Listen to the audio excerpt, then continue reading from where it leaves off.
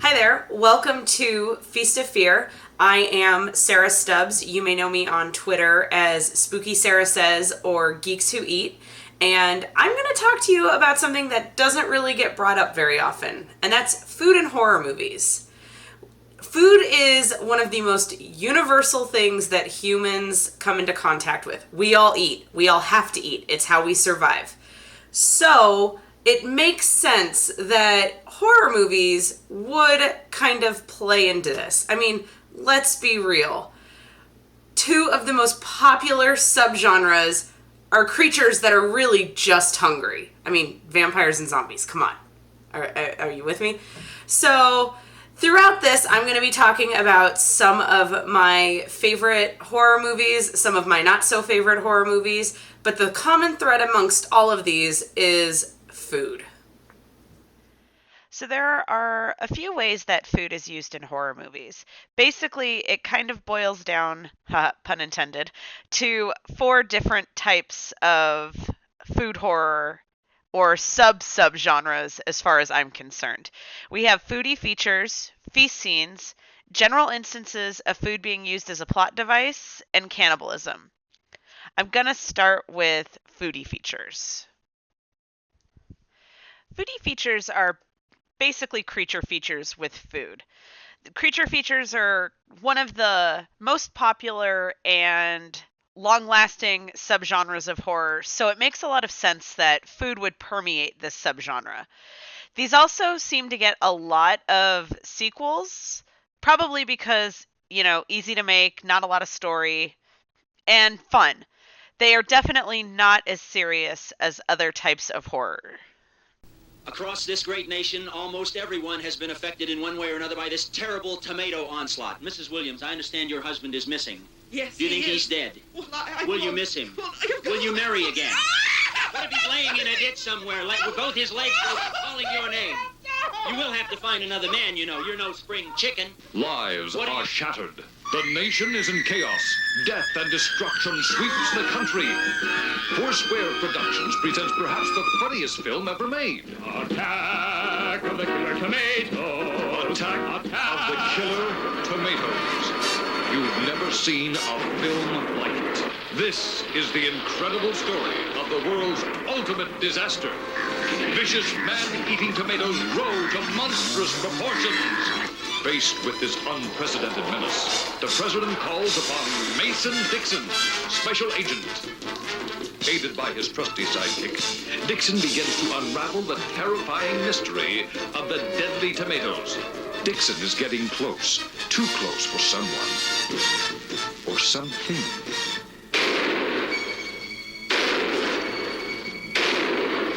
Who could it be? The girl reporter? The ad executive? The press secretary? Or does it go higher? Join Mason Dixon in a race against time as he battles to save the world from the threat of nature's perfect eating machine, the Killer Tomato. Ain't no time to make a fuss. Gotta get those tomatoes before they get us.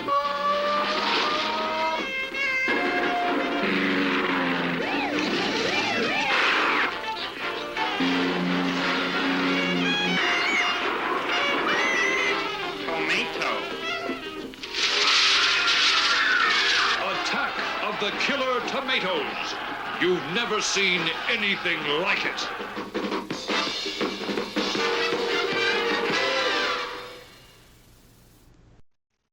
Attack of the Killer Tomatoes is one of the most well-known of these foodie features.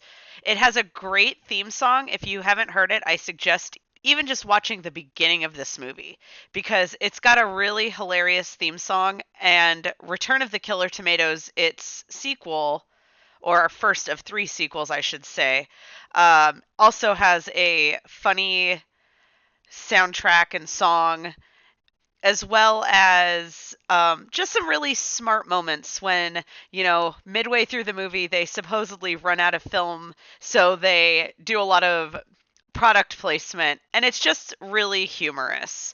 There's even a children's TV show created based off of this, and it was one of the first things I remember seeing in terms of food horror because I had never seen the movies, but I had seen the TV show.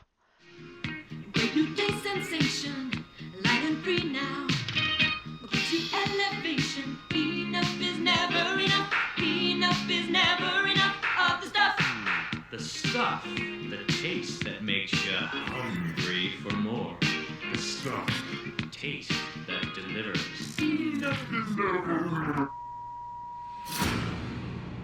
We interrupt this presentation with the following urgent message. Tonight, America is in grave danger. We are under alien attack by a popular dessert known as the stuff. Here, Jason, take some. No! Don't eat that. There is something alive in there. Tasty. There's something alive in yogurt. It's called benign bacteria. If the stuff is in your house, do not eat it. If you have it on your shelves, do not sell it. If you distribute this material, close your doors, make no more sales.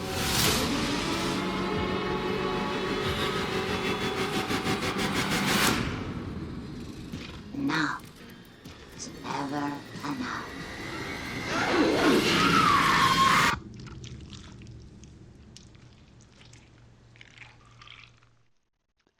Ah, the stuff. This is basically living the dream of having a low-calorie, healthy dessert. I'm sure that so many people can identify with this, myself included. And it's actually one of the more serious of the foodie features, but it's sadly also one that has no sequels. And I think it would really lend itself to a modern-day remake or sequel. One woman is about to confront her past. We gotta fight back.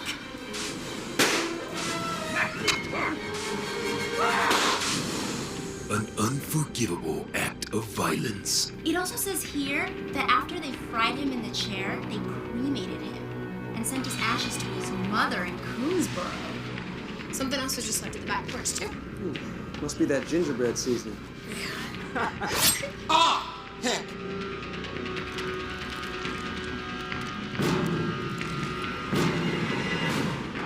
An unholy curse. What is that fucker anyway? I think I know what. I mean, who it is. It's me you're after! Why'd you come and get me? A new kind of cookie. What the hell is that? Well, it sure ain't the Pillsbury fucking Doughboy. Who are you? Ah!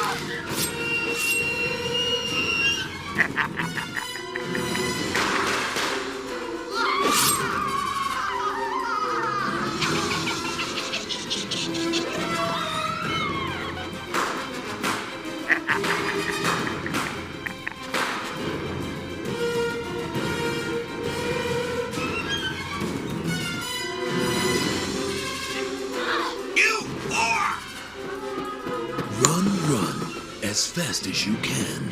Something's in the oven. The Ginger Dead Man. Evil never tasted so good. Eat me, you punk bitch! Ginger Dead Man is Full Moon Entertainment's kind of foodie feature. The first one had Gary Busey as the Ginger Dead Man, and he did not return to any of the other sequels. Notably, though, William Butler was the voice of Ginger Dead Man in the third movie, and he was also in Leatherface Texas Chainsaw Massacre 3, not the remake. And he was in the 1990s remake of Night of the Living Dead. This one also spawned several sequels, including Ginger Dead Man 2, The Passion of the Crust, and Ginger Dead Man 3, Saturday Night Cleaver, as well as an offshoot, Ginger Dead Man vs. Evil Bong. There are other notable foodie features that are worth checking out. Troma's foray into foodie features was Poultrygeist, Night of the Dead Chicken. There's also Thanksgiving, Dead Sushi, Attack of the Killer Donuts, which is actually a lot of fun. I really did adore Dead Sushi. It's very hilarious and just really over the top. Recently, in the Japanese realm of foodie features, Fantasia Festival actually showed a movie called Monster Seafood Wars, which I'm dying to see. So I hopefully will be able to check it out sooner rather than later. So next we have feast scenes. And feast scenes are really important because one of the most universal experiences we have as humans is dining with other people. I'm sure COVID has made you realize just how important like having a dinner with your friends or your family is, and you probably took that for granted. You know, it's not something that we all think of as being important until we can't do it anymore. And in literature and in movies where, you know, bodily function and whatnot is not typically shown, which includes eating, you know, some of these feast scenes do really help to further the story or set the tone for the rest of a movie. We'll start with Alien, which is really one of the most important. What happened to this guy?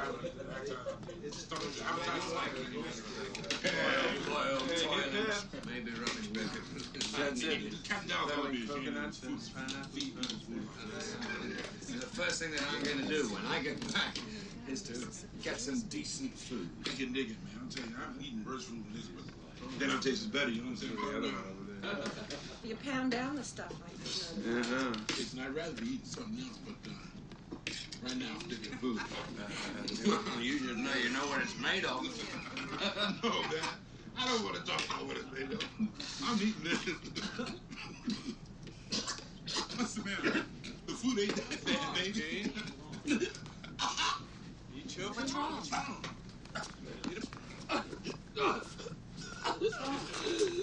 What?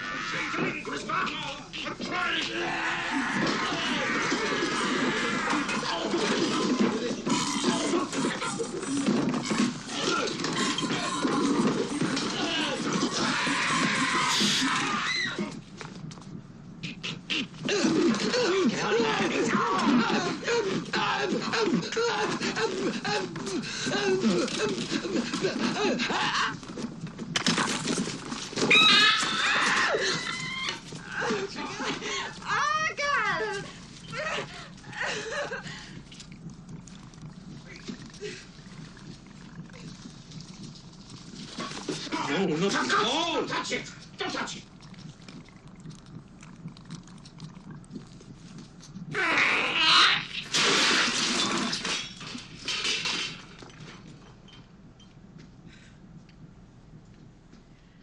So as I said, Alien is one of the most important feast scenes. It's probably one of, if not the best use of the feast scene in horror.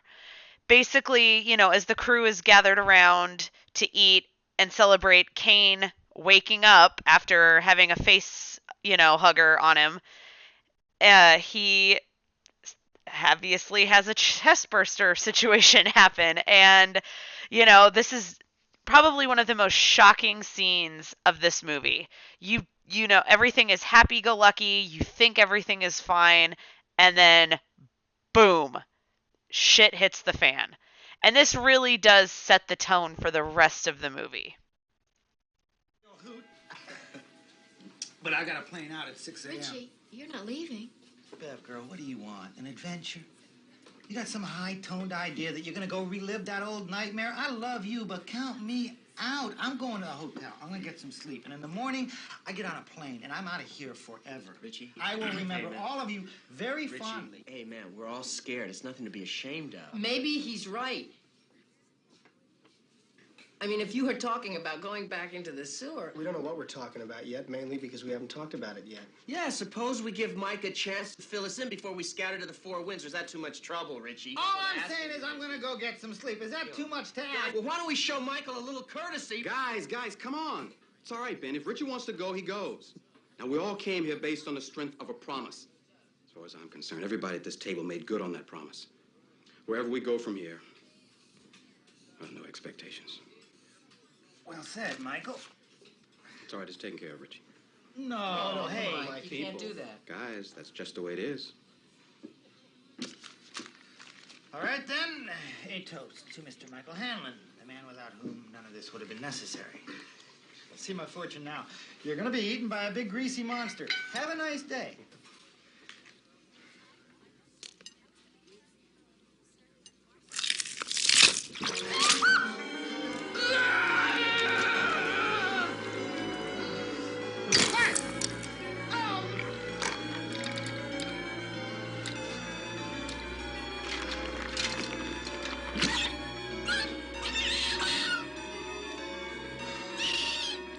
Dummy up, everybody.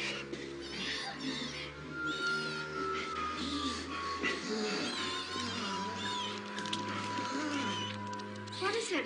What's wrong? Is something the matter? Our friend had an asthma attack, but he's better now. No, much better. Thank you. Thank you. Everything was okay? Everything was fine. Thank you. Very fine. Thank you.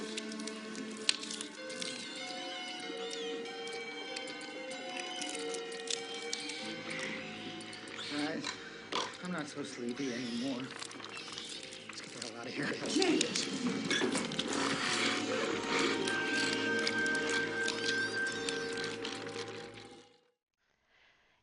It is another one of those movies that has a really great feast scene.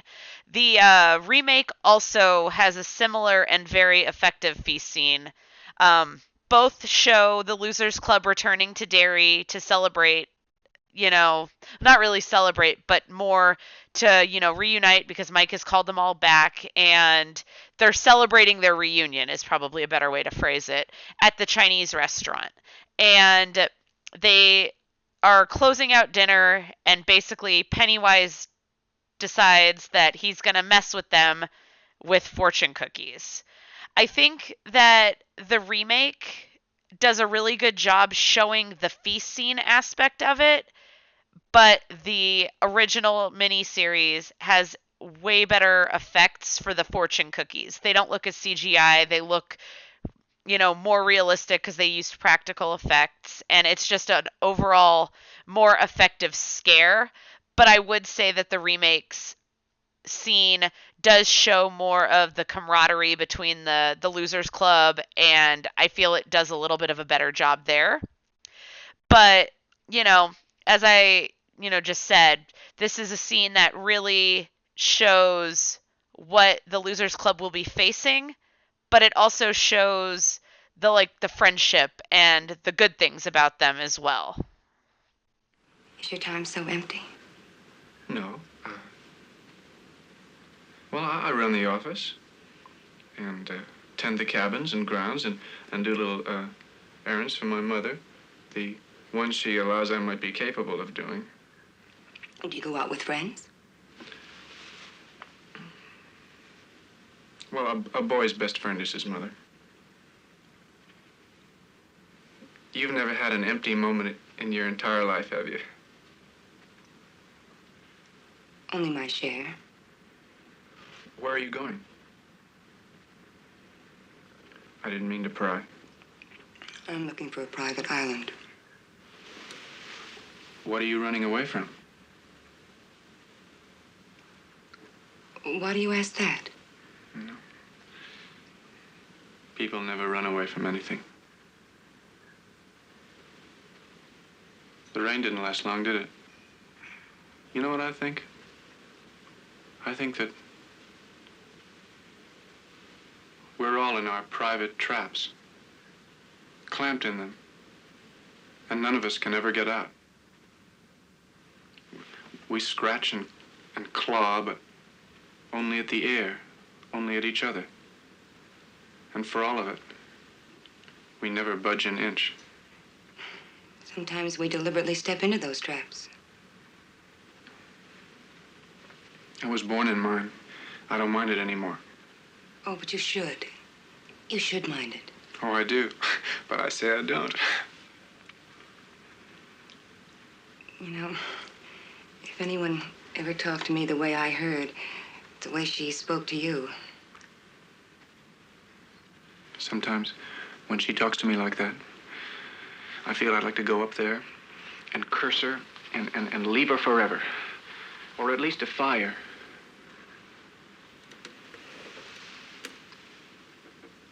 But I know I can't. Psycho is a little bit more of a subtle feast scene.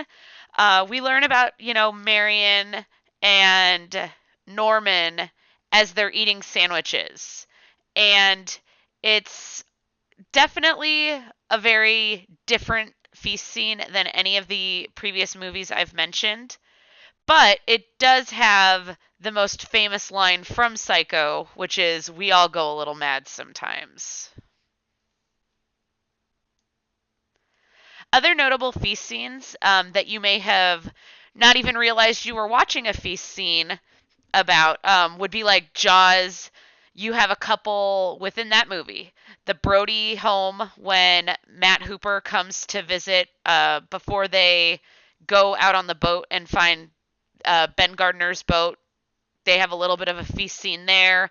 And then when they are on the Orca with Quint, they are all drinking beers and talking about, things, comparing their scars and whatnot.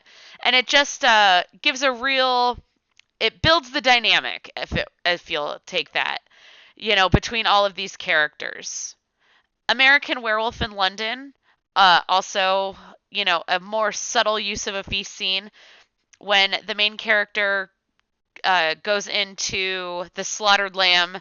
He is warned about going back out, and it, obviously sets the tone for his soon-to-be attack and his friend's death. Terrifier is another one where you might not really expect it. This is a really graphic movie overall, but the pizza joint scene kind of makes you let your guard down.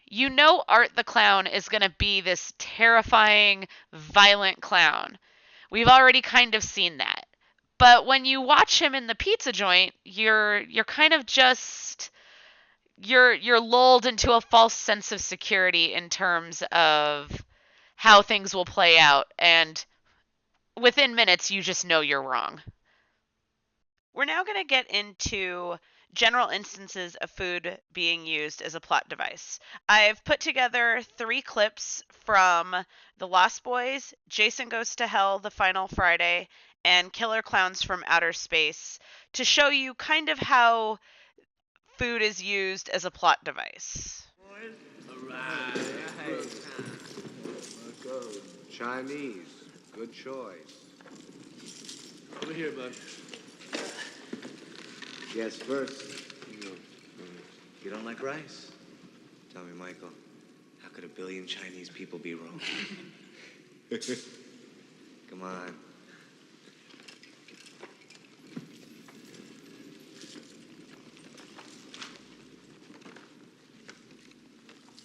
How are those maggots? Maggots, Michael. You're eating maggots. How do they taste?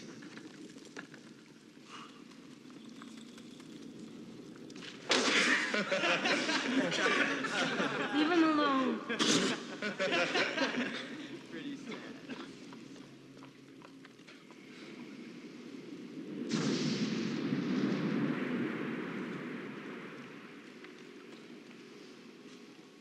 Sorry about that. No hard feelings, huh? Oh. Why don't you try some noodles? They're worms. I mean, they're worms. Tony! They're only noodles, Michael. Worms. That's enough. Ah, chill out, girl.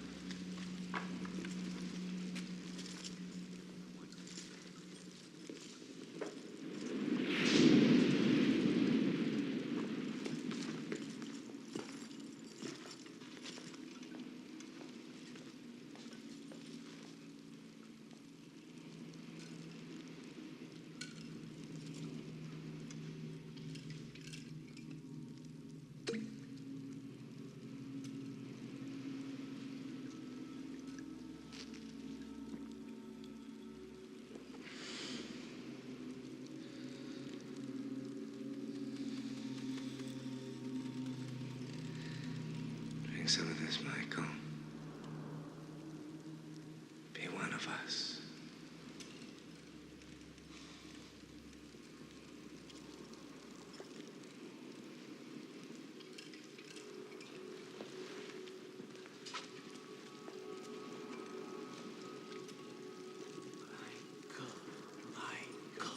Don't. You don't have to, Michael.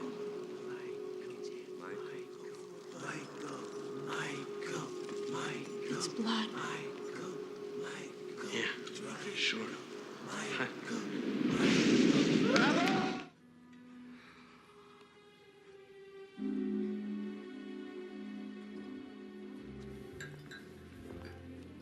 This is truly sick. Tell me that. No, this is not sick, Diana. This is business. People are gonna come to see Jason's hometown, and they're gonna come with appetites. Like a leg, Dad. Food's up. Thanks, Cheryl. Hey, Ma. You really want me to cut these like this? Yes, I do. They look stupid. Well, it's your own dumbass fault. They're supposed to look like hockey masks. Now watch.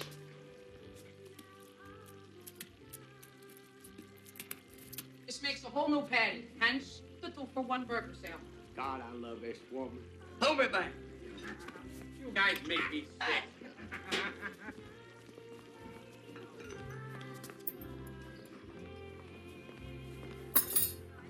What can I get you? I'll take a Voorhees burger and a side of Jason fingers. Okay, anything else? Yes. Creighton Duke. I know who you are. I'm gonna kill Jason Voorhees. I need you to help me. Jason Voorhees is dead. You know he's not. I know he's not. And he's coming for you. Your food will be right out. Name your price. Everyone has a price. What's yours? What do you want? You know what I want. And you know why I need you. Well, I think you need to leave. I know everything about you, Diana. I know who you really are. What's the problem here? Oh, I was just making your girlfriend there a little proposition, Chief, and she's thinking it over. Right, love? Come on, get up. Why don't you blow me, Chief? Right after your girlfriend there gets through. That's my lady you're talking about. Well, now, see, she is only your lady because she ain't had a taste of the Duke yet. Careful, careful, Chief. I don't think you really know who I am. I know who you are. The last thing we need around here is some freako bounty hunter causing trouble. I want you out of this town, and I want you out now. Now, that is very colorful, Chief. Randy! Take him out in my car. I'll be out in a minute. All right, let's go. He's coming for you, Diana, and your daughter. Lock your doors. Sorry if he upset you. I don't need you to fight my battles. I don't need any part-time protection. You okay? Yeah. Seems to think Jason's coming for you. Stephen, I need to talk to you. There is something you don't know about Jessica. Something that you should know. She was going to tell you herself, but there may not be enough time. If you still care about her, if you still want to make things right between the two of you, then we should talk. Okay, let's talk. Yeah, but not here. Come to my house tonight at 11, and don't be late.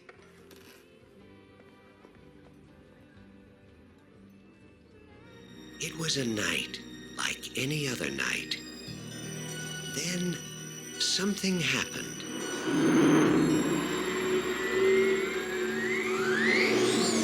Did you see that? Something different. It's no shooting star. Why here? Why now? Why clowns?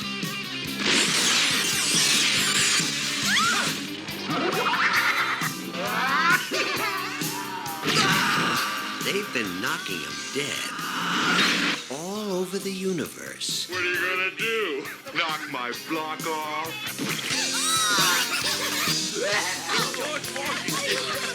Soon they'll be doing it at a theater near you.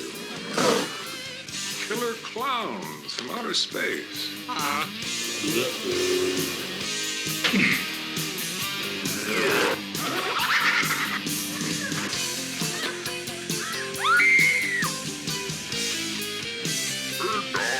Pizza? Maybe they're just cruising through the galaxy and stopped here for a bite to eat. You don't need a police pal, you need a psychiatrist.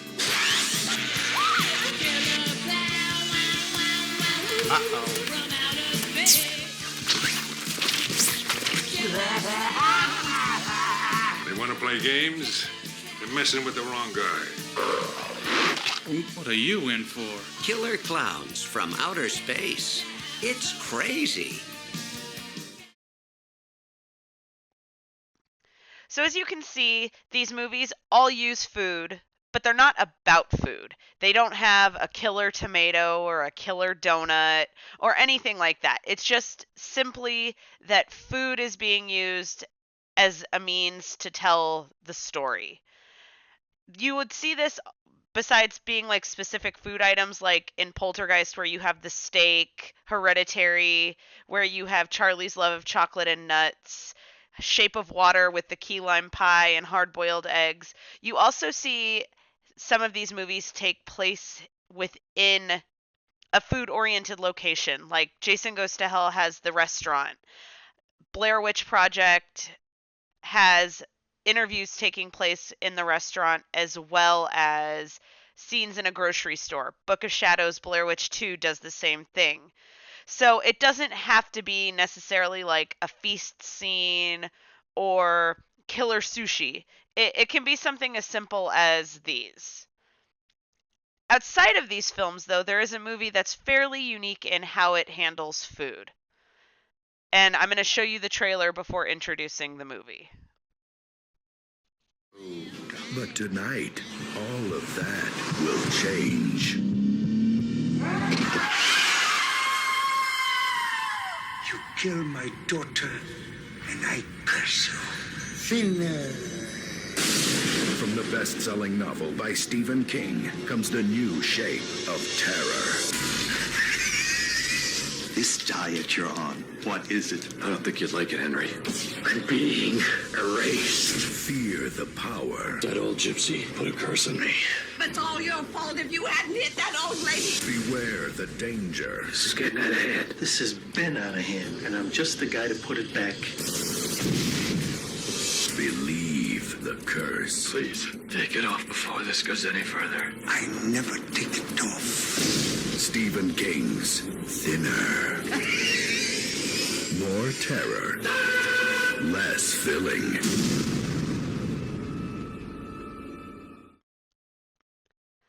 That's right. I'm talking about Thinner. Thinner is based off of a Stephen King book, and when discussing the book, he noted it has a funny subtext about eating. It's about how everybody's eating everywhere all the time.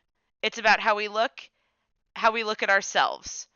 And he wrote this book after being told he needed to lose weight. So it kind of just goes to show you that food does impact not only our personal lives, but pop culture as well, because it's in the things we write, the movies we watch, etc. So last but certainly not least, we've come to cannibalism. Cannibalism is one of those subgenres of horror that I kind of have a love-hate relationship with. I enjoy some, but most of them I don't. Cannibalism is basically the ultimate taboo, where we look at like feast scenes and people eating in horror movies, and that creates like a sense of relatability between us and our characters on screen. Cannibalism kind of flips that on its head.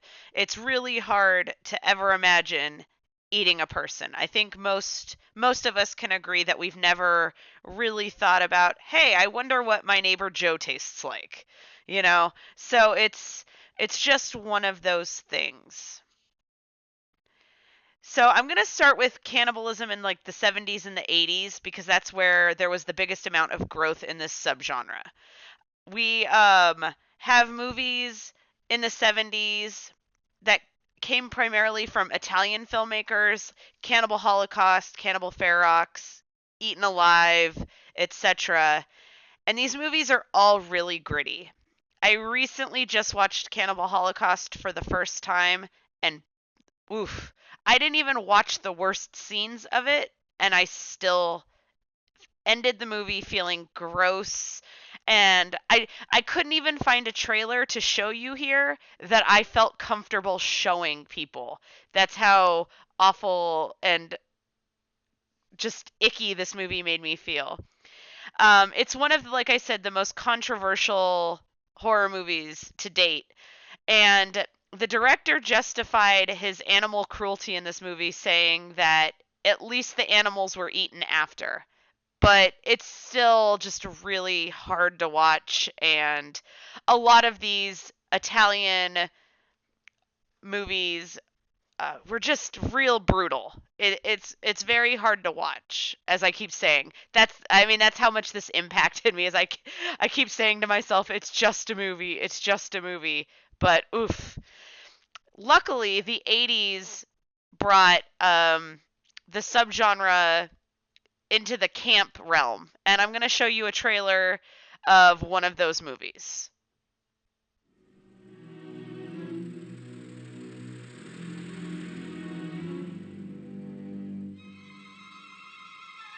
You may never again spend a night away from home. After you spend a night with Ida and Vincent. Ida will show you the way. You want us to register? No, that won't be necessary.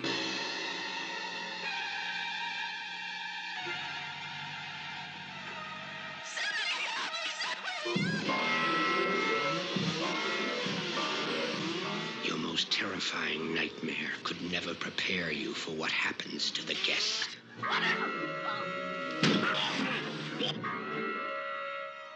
Vincent, you think in the years to come, people will appreciate us for what we're doing here? I have a surprise for you. Oh, goody, I love surprises. One after another they come.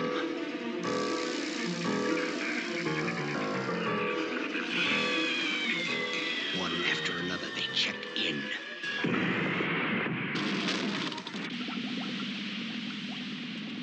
And pray for the day they can check out.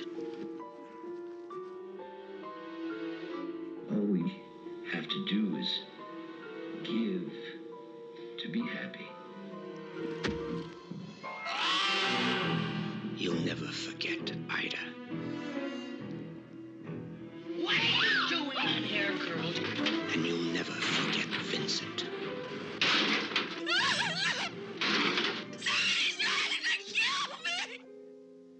And hard as you try, you'll never forget their secret garden.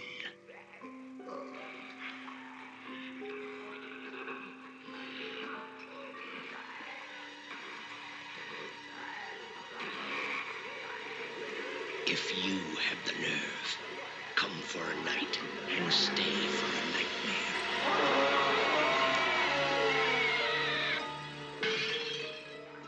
Motel Hell. No one will be admitted after the guests check in.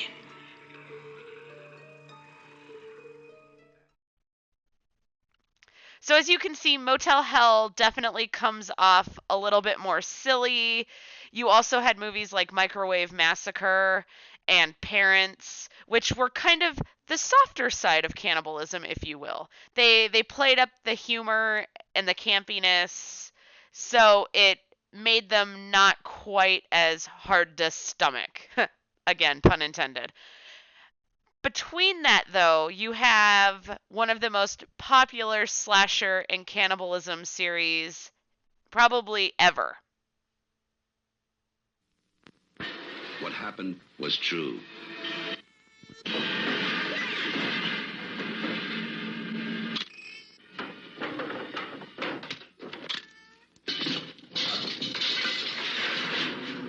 The most bizarre and brutal series of crimes in America.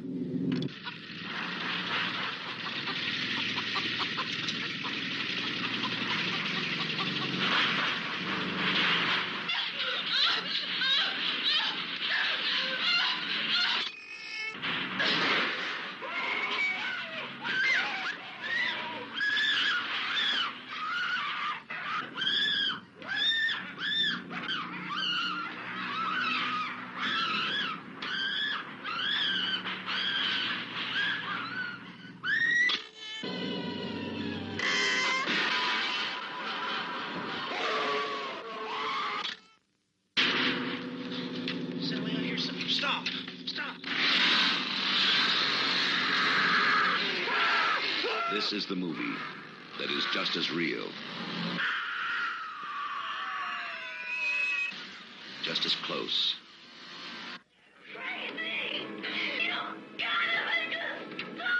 just as terrifying as being there. Even if one of them survives, what will be left? The Texas Chainsaw Massacre. After you stop screaming, you'll start talking about it.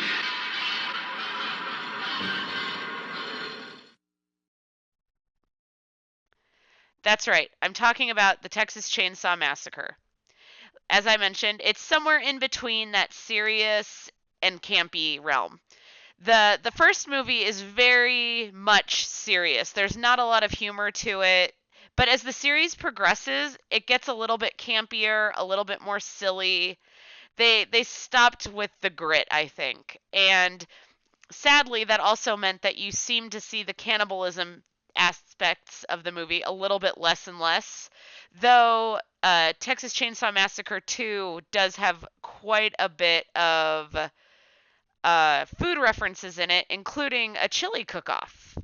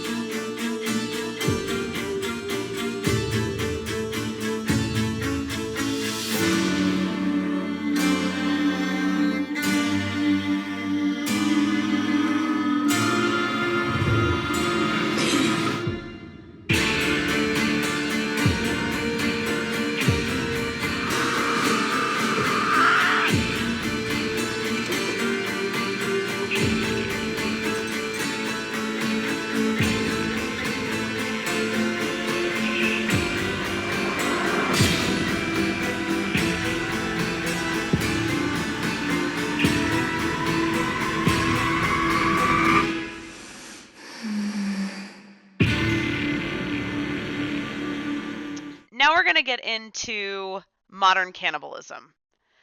And it's one of those things where I feel like in the 20-teens, we saw this kind of resurge, or reemerge rather.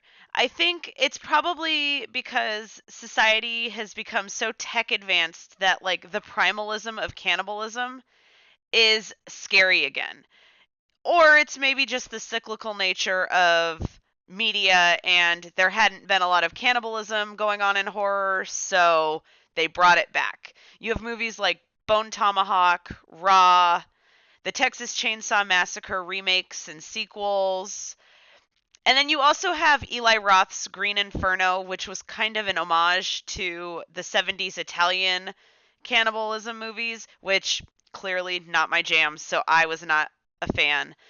But Bone Tomahawk is absolutely amazing.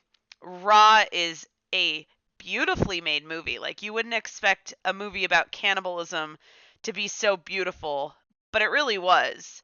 And then, of course, Texas Chainsaw Massacre remake was one of the most popular slasher remakes that has come out. And Hill I'll Die On, I actually think Texas Chainsaw 3D is an amazing movie, and I really enjoy it.